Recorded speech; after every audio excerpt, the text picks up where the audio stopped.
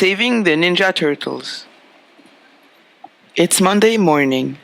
Riley wakes up as his mom bursts into the room and tells him, "Hurry up, Riley, you're late for school." Riley swiftly dresses up and rapidly devours his breakfast. He then leaves for school in his neon-yellowed racing car. When he arrives, he sprints to his classroom to realize that he is very late. The teacher asks him to sit down with the other in a circle and tells the class that they will one by one narrate an improvised story. Riley starts to worry. He does not know what to do in order to come up with an interesting and breathtaking story. As he starts thinking deeply, he begins to feel a strange sensation running down his spine. He suddenly realizes that he is falling in the dark sky of Gotham City, the city of Batman. As Riley falls down, faster and faster and faster, he gets closer and closer and closer to the ground. His fear starts to rise. He panics. He can now see the cars in the street gliding as fast as a rocket on the road. A whistling sound flies through his ears. But at the very, very, very last second, a man in a black batsuit dives into the air from a nearby building and glides to him to catch him and save him. Once they reach a building, the mysterious person in the black batsuit lands on the roof and puts Riley down. He says with a rough voice, "I'm Batman." Riley can't believe it, but he has to contain his joy because he knows that Batman is a very serious person and that, unlike his worst enemy, the Joker, does not ever laugh when he is dressed as the Dark Knight. Batman explains to Riley that something really bad is happening and that they need to go to the Batcave to talk about it. Batman grabs Riley and flies to the Batmobile. They enter the Batmobile and leave with a turbo boost on. In no more than no time, they are parked into the Batcave.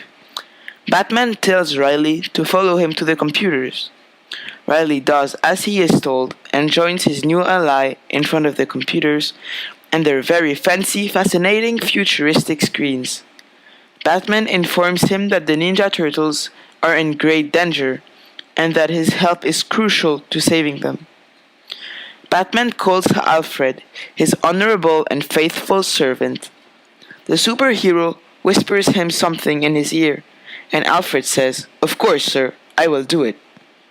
After that, the servant leaves the Batcave by going through a secret hidden door in the rocks. Riley looks around. It feels like he is in a dream. He really hopes not to ever get out of it. Just when he is about to ask Batman if they can go, Alfred enters the cave and approaches the little boy with a clean black batsuit, fully equipped with all of Batman's cool gadgets. Riley is overwhelmed by excitement, and he feels as if he was about to explode of joy. As soon as he has the batsuit in his hands, he puts it on in a split second, and they rush into the Batmobile to go to Manhattan, the home of the Ninja Turtle, in order to help them. When they arrive in front of the stinky sewer system, both of them sprint to the Ninja Turtles' hideout, but unfortunately their friends are not there.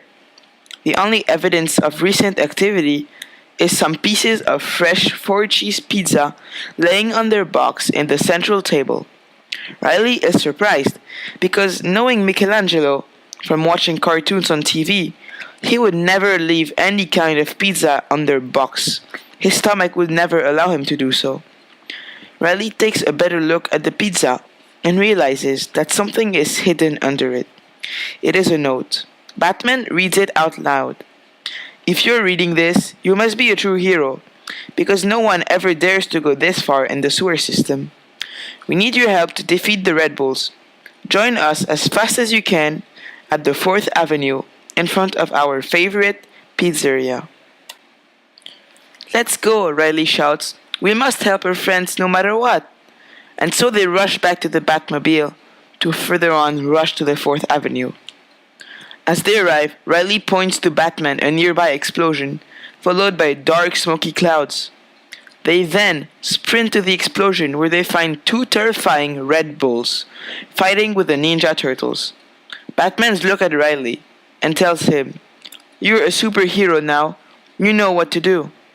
Riley looks at his batsuit and remembers the unique uses of each and every gadget on his suit. So he starts running to the Red Bulls and throws a smoke bomb to blind them. He then jumps on one of them and rides it to throw a batarang at the other one and knock him out. Meanwhile, Batman helps the Ninja Turtles to stand back up. They then all together jump onto the Red Bull and knock it out as well. The pizzaiolo rushes out of the restaurant to congratulate the superheroes and invite them to a free pizza party.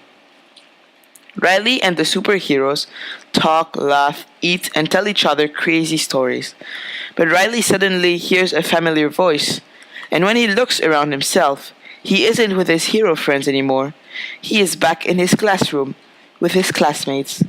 The voice calling his name is his teacher, and Riley notices that he is not happy at all.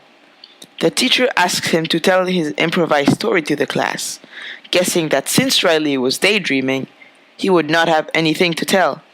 But Riley just went through the craziest story of his life, and he knows exactly what to say.